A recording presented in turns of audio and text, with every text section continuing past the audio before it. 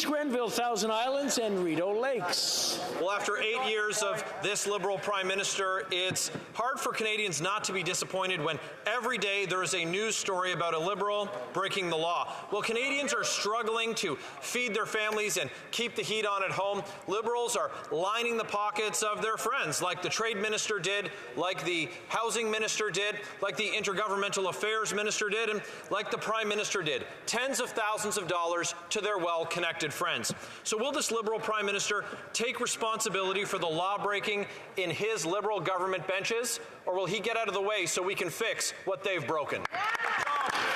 The Honourable Government House Leader.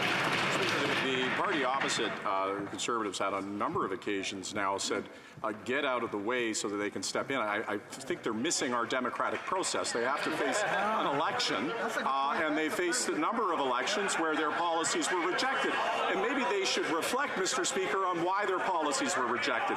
When they undercut all over the world our efforts to deal with climate change, and they were seen as an agent to destroy action on climate change in the world, where they refused to take action to improve Canada's employment situation or on child care, or now they're refusing to vote on dental care. Mr. Speaker, they're good on rhetoric, not on action. The member for Leeds, Grenville, Thousand Islands, and Rideau Lakes. Let's talk about action. 1.5 million Canadians using food banks in a single month. Mortgages going up to more than $3,000 per month. Rent doubling to more than $2,000 per month. 20% of Canadians skipping meals every day because they can't afford them. No government has ever spent so much to achieve so little, unless you're a well-connected Liberal insider, and then it's tens of thousands of dollars from these Liberal lawbreakers. Is today the day this Liberal Prime Minister will finally take responsibility for the law-breaking in his government? The Honourable Minister of Tourism.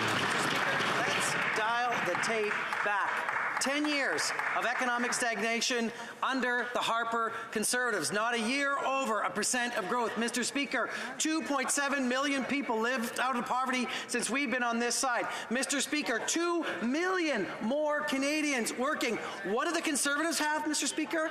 Nada. Zip. Zilch. No plan on climate change. No plan on affordability. No plan to grow the economy. We have a plan. We're delivering it. All they have is buzzwords and nonsense economics.